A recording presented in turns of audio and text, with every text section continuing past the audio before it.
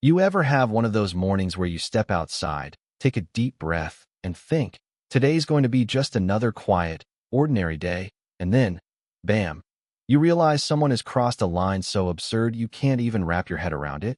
That was me, walking out to my backyard with my coffee, still half asleep, birds singing, sun peeking over the rooftops, and suddenly my stomach drops because the first thing I notice is that all the big, beautiful trees I'd spent years planting, years nurturing, trimming, watering, are gone. Just gone. Chopped down, right in the middle of my yard. And I can see the saw marks, the rough cuts, and I know instantly, this isn't a storm, it isn't an accident, and it certainly isn't me losing my mind. And then I see her, standing over near the fence line, hands on her hips, that exact look that makes you want to throw your coffee across the yard. Marlene, my next-door neighbor, the HOA president extraordinaire, queen of controlling everything in a 3-block radius, looking ridiculously proud of herself. She's wearing her sun hat, sunglasses, clipboard in hand, and I can practically see the little cartoon light bulb above her head that screams, "I'm right. You're wrong. And I just made life better for everyone." Which, of course, is completely delusional. And my first thought, the one that hit me faster than my heartbeat, is, you did what? Because this isn't just cutting a few branches. She leveled my trees, the ones blocking her view of the sunset, or as she calls it, her scenic masterpiece. I stand there for a moment, coffee in hand, not even sure whether to yell, cry, or laugh, because the absurdity of it all is staggering. I can feel the blood rushing to my head, heart pounding, thoughts spinning. Property rights, HOA rules, the sheer audacity of this woman. And then I remember all the little things, all the petty arguments we've had over the years, fence lines, garden beds, leaves blowing into her yard, Christmas lights too close to the curb, and suddenly it all clicks. This wasn't about trees. This was about ego, control, and her belief that the world exists to make her life perfect. I take a few steps closer, trying to gauge whether she even realizes what she's done. And she does. Oh, she does. But in that way people do when they think they're untouchable. She tilts her head, squints, and says, "I'm just improving the neighborhood." Improving the neighborhood. I almost drop my coffee. And at that moment, I realize, not only did she overstep, she's completely blind to the fact that she's crossed a line that can't be uncrossed. And my mind starts racing, not with anger, not yet, but with a plan. Because sometimes, the only way to deal with someone like this is to play them at their own game, to match absurdity with absurdity. I walk back toward my driveway, muttering under my breath, Okay, think. Calm. Not crazy, just strategic." And then I notice something. The only access road to her property, the narrow little street that everyone uses to get in and out, completely under her control. And I grin, just a tiny, wicked grin, because suddenly the pieces are falling into place. She wanted a perfect view, no boundaries, no consequences. Well, guess what? She just created a scenario where her perfect view will cost her something she can't ignore. But before that, I have to pause and soak in the surrealism. The entire morning feels like a movie, like someone set up a suburban drama with perfect timing.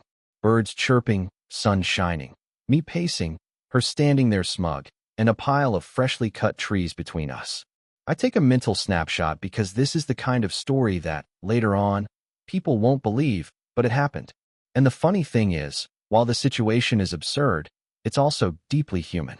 It's about ego, boundaries, and how far people will go when they think the rules don't apply to them. And Marlene, well, she just volunteered for a masterclass in consequences. So I start thinking through it, walking around the yard, assessing angles, thinking about logistics, all while trying to keep my voice calm. I don't yell. I don't make a scene. I just start planning. And in my mind, I'm narrating it like a story, because if you don't, the chaos just feels overwhelming. All right, I whisper to myself. Let's see. The road, access points, timing, tools, patience is key. And even as I plot, I can see her looking at me, confused, unsure if she should be proud or scared. That hesitation is delicious. And as I sip my now lukewarm coffee, I start replaying the events over the past few years. Every petty squabble, every nitpicking argument, every time she tried to assert dominance with her HOA clipboard. And I realize, for the first time in a long time, that the universe, or maybe just karma, has set the stage perfectly. She thought she was untouchable, that her vision mattered more than my property, more than my years of work. And now, the scales are about to tip. I glance at the street again, picturing her trying to drive out later, thinking everything is normal, thinking the world will bend to her whims, and I can't help but smile. Just a little. Not maliciously. Okay, maybe a little, but it's the satisfaction of seeing justice line up perfectly, delivered not with yelling or threats, but with a plan, with precision, with a little theatrical flair. And I think, yeah, this morning is going to be a story for the ages. I spend the next few minutes walking the perimeter, taking mental notes, imagining how she'll react, how the neighbors might notice, how absurd the situation will look from the outside. And I realize this is what makes suburban life both hilarious and terrifying. You spend years thinking things are trivial, small, inconsequential, and then one action, one outrageous act, one overreaching neighbor, flips everything upside down. And here I am, standing in my yard, coffee in hand, plotting a quiet revenge that will be talked about for months. So that's where it ends for now. That calm before the storm, that tension in the air, that moment where you know something outrageous is about to happen and you're ready to see the dominoes fall. And let me tell you, if you ever thought suburbia was boring, just wait. Because in 30 minutes, everything is about to get wild. So there I was, standing in my yard, coffee long gone cold, watching Marlene pace near the fence line like she's in some kind of suburban power struggle simulation. Her eyes are darting between me, the stump where her coveted view used to be, and the street, like she's subconsciously aware that the chessboard has shifted. And I can feel this strange mix of anticipation and nervous excitement bubbling in my chest, because this isn't just about trees anymore. It's about setting boundaries, about showing someone that ego and entitlement have limits, and yeah, maybe a tiny bit of theatrical satisfaction is involved. I start planning quietly in my head, mapping the angles, thinking about the one road that's her only access to the street. The more I analyze it, the more perfect it seems. This isn't going to be loud or messy. It's going to be precise. I mean, she wanted her perfect sunset view. So let's see how she likes being trapped by reality. I pace a little, imagining her pulling into the street later, expecting normalcy, and then boom. The road blocked. No dramatic shouting, no ha-ha notes left behind. Just a calculated inconvenience that makes a point. I grab a couple of cones and a makeshift barricade I had in my garage from who knows when, and I start positioning them carefully at the entrance to the street. Every movement is deliberate. I think about how she's going to approach, probably expecting to flaunt her sense of superiority, and instead, she's going to be met with nothing but an impassable barrier. And in a weird way, I feel like a director of a tiny, suburban thriller, watching the suspense build before the audience. Even knows the climax is coming. And then, naturally, she notices me setting things up. Her head tilts, her sun hat dips, and she squints like she's trying to decode my intent, and I can see the gears spinning in her head. She's used to getting her way, to pushing around people who don't speak up, and suddenly, that dynamic is gone. Her power, her illusion of control, is slipping. And the funny thing is, she doesn't shout yet. She just watches, frozen in disbelief, which is honestly more satisfying than 100 confrontations. I step back, survey the barricade, and think, yeah, this is going to be good. And as I'm adjusting the last cone, she finally blurts out, "What are you doing?" And there's this mix of indignation and panic in her voice. And I respond calmly, almost too calmly, just making sure the street is clear, for safety. And the thing is, I don't have to elaborate. She understands, perfectly, that it's a direct response to her audacity. And I can see her shoulders slump just a little, that subtle shift in posture that says, I didn't think it would come to this. And then she storms toward me, furious, muttering something about HOA rules, her rights, and how this is unacceptable. And I just stand there, arms crossed, letting the tension simmer. I can hear her voice getting louder, her words becoming more frantic, and yet the absurdity of it all strikes me. Here's Marlene, queen of control, reduced to pacing, gesturing, and muttering in a vain attempt to reclaim dominance, while all I've done is block her path. No yelling, no escalation, just a calm, calculated response that hits harder than any argument could. and I can't help but narrate quietly to my phone, whispering under my breath, "Ladies and gentlemen, the moment we've all been waiting for. Marlene is about to meet the consequences of her own obsession." I mean, I'm careful not to exaggerate, just stating the truth. Sometimes life delivers justice in the smallest, quietest, yet most perfectly satisfying ways. And she hears it, of course. She glares, but there's no bite left in it. She knows she's trapped, and the panic starts creeping in. It's not anger anymore. It's the realization that for once, the universe isn't bending to her whims. The neighbors start noticing too. A couple peek out their windows, whispering, filming on their phones, and I can hear snatches of commentary floating across the yards. "Did you see Marlene? She's losing it over the trees." And while the attention would normally make me uncomfortable, this time it adds to the cinematic nature of the moment. It's like the whole street is an audience watching a perfectly executed scene of suburban justice unfold. And Marlene can feel it too. Her confidence erodes with each glance toward the watching windows, each muffled laugh from the neighbors. I can see her trying to negotiate, raising her voice, trying to reason, but it's too late. Words don't matter anymore. The road is blocked. The trees are gone. Her illusion of control is shattered. And the panic, that creeping, gnawing panic, is enough to make her sway slightly on her feet. I think, yeah, this is working. I'm not even taking pleasure in it. It's more like observing a natural law finally correcting itself. And then comes the peak, the cinematic moment where she tries to drive up, expecting normalcy, and the barricade stops her dead in her tracks. She slams on the brakes, looks at me, looks at the cones, looks at the street behind her, and her face goes pale. I can see every thought flashing through her head. Outrage, disbelief, fear, humiliation, and it's a strangely poetic sight. I whisper again to my phone, barely able to contain the laughter. And here it is, the final act. There's a tense pause. She sits in her car for a moment, muttering, breathing heavily, clearly considering her options. I watch from the porch, savoring the calm control of the situation. And in that moment, I feel a mix of vindication, satisfaction, and even a little reflection. Because while this is absurd, it's also deeply human. Ego clashing with boundaries, obsession meeting consequence, the small dramas of suburban life elevated to almost mythic proportions.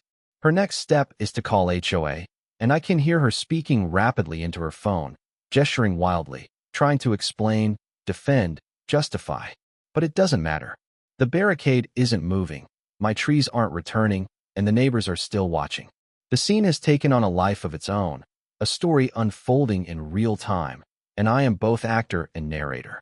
And as I sip another long-forgotten sip of coffee, I realize this is exactly the kind of story people will tell for years, the one that makes you shake your head, laugh, and marvel at the absurdity of human behavior. And the aftermath of that moment stretches on.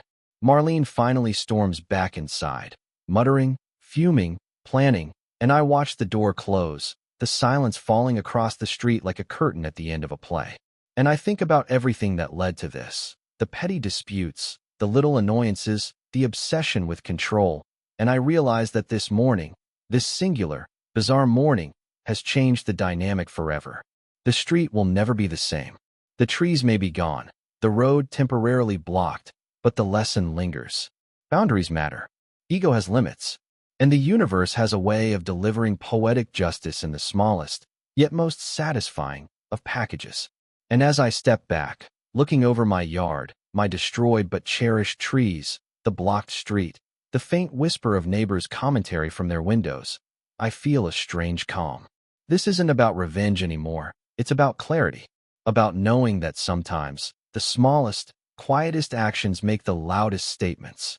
And I realize that this story is going to live on, retold in whispers and chuckles across the neighborhood, a small legend of suburban justice that will outlast any petty argument or HOA meeting.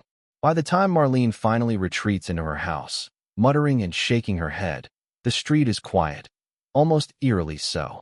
The cones sit there like silent sentinels marking the boundary of justice, and I stand on my porch, watching, coffee in hand, heart still thudding from the adrenaline of it all. There's a strange kind of satisfaction in this calm, a feeling that something has been corrected in the universe, even if just temporarily. The chaos of the morning.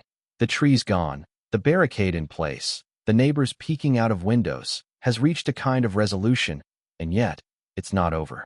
I start reflecting, because this isn't just about blocked roads or destroyed trees. It's about boundaries, respect, and the consequences of unchecked ego. Marlene had spent years building a reputation as the queen of her little HOA kingdom, policing every flower bed, every fence post, every minor infraction she could find. And for years, the neighborhood had tolerated it, whispered about it, rolled their eyes at it. But today, everything flipped. And watching it happen, calmly, methodically, I realized the story isn't about revenge. It's about establishing that there are limits even for people who think they are untouchable. Neighbors begin to slowly re-emerge, stepping outside with cautious curiosity, phones in hand, whispering, filming, and shaking their heads. Some nod at me in approval, others glance at Marlene's house with sympathetic amusement, and a few just smile at the absurdity of it all. I can feel the energy of the block shift. There's a newfound balance now, a subtle realignment of power. And as I survey the scene, I can't help but feel a strange pride, not in the act itself, but in the idea that sometimes calm, clever action speaks louder than yelling, threats, or legal letters. Marlene eventually emerges again, this time with gloves on, pacing near her front yard, inspecting the cones, muttering under her breath about HOA rules and fairness. She looks around, sees the neighbors, and I swear I can see her questioning everything she believed about control, authority, and entitlement. And it's in that moment I realize something else. The story isn't just about her. It's about all of us. About what happens when ego and entitlement collide with reality. About the tension between personal desire and communal respect. And about the way small, quiet actions, smart, deliberate, intentional, can tip the scales in unexpected, satisfying ways. For my part, I sit back, watching, letting the silence stretch, letting the absurdity and the clarity coexist. I think about all the mornings I spent tending those trees, nurturing them, imagining the shade they'd give, the life they'd shelter. And though they're gone now, the lessons they leave behind feel more permanent than their trunks ever could. Respect other people's space. Boundaries exist for a reason. And sometimes, poetic justice shows up in the form of cones and barricades instead of courtrooms or angry letters. And of course, there's the lingering uncertainty. What will Marlene do next? Will she escalate, call the HOA, involve the city, try to remove my barricade? Will this spark a neighborhood feud? Whispers, passive-aggressive notes, more drama? I can't know, but that's part of the story, the beauty of it. The tension doesn't vanish entirely. It simmers, leaving a narrative that neighbors will retell, exaggerate, laugh about, and maybe even learn from. And I realize that's the power of a story like this. It continues to unfold in the minds of everyone who witnessed it, in every retelling, in every commentary. I step closer to the barricade and touch one of the cones, feeling the reality of it beneath my fingers. This simple object, placed strategically, has accomplished what words, arguments, and warnings never could. And as I glance back at Marlene's house, I see her finally slump into a chair, folding her arms, jaw tight, staring at the street like it's a puzzle she can't solve. And for the first time in years, she's confronted with limits, consequences, and her own misjudgment. And there's something satisfying, maybe even redemptive, in witnessing that realization. But as the afternoon sun climbs higher, I know this isn't the end. There's always going to be tension in a neighborhood, always going to be petty disputes, ego clashes, and moments when someone oversteps. And that's what makes stories like this compelling. It's not just the act of chancing the road or losing trees. It's the way human behavior unfolds in response, the way emotions, pride, fear, and strategy collide in moments of crisis. And as I sit on my porch, letting the warmth of the sun wash over me, I can't help but reflect. Life is unpredictable, absurd, and yet, sometimes, perfectly poetic. Finally, I turn toward the camera, or maybe my phone, or maybe the invisible audience who will hear this story someday. And I say quietly, almost rhetorically, what would you do if this happened to you? Would you stay calm? Fight back? Seek revenge? Or just let it go? And the question hangs in the air because there's no single right answer. There's only the story, the choices, the tension, and the unexpected ways that small actions can ripple outward and leave a mark. And that's the thing about this morning. The trees, the blocked road, the neighbor who thought she was untouchable. It's all part of a narrative that will live on, whispered in backyards, shared on porches, maybe even uploaded to YouTube, retold with laughter, incredulity, and a little bit of awe. And as I finish my coffee, finally, letting the stillness settle around me, I smile. Because today, absurdity met justice, ego met consequence, and the universe reminded me that sometimes the quietest, cleverest moves carry the most impact. So yeah, this is the story of my trees, my blocked road, and Marlene, the neighbor who learned a lesson the hard way. But here's the kicker, the story isn't just mine. It belongs to anyone who's ever faced unfairness, entitlement, or a neighbor who thought they could get away with anything. And now it's yours to reflect on, to laugh at, and maybe even debate. Because life isn't neat. Justice isn't always formal. And sometimes, the smallest, quietest actions create the biggest stories. So tell me, what would you have done? Would you have left it, called HOA, called the cops, or just watched the dominoes fall? Drop your thoughts below, because this story, it's far from over, at least in the minds of everyone who witnessed it.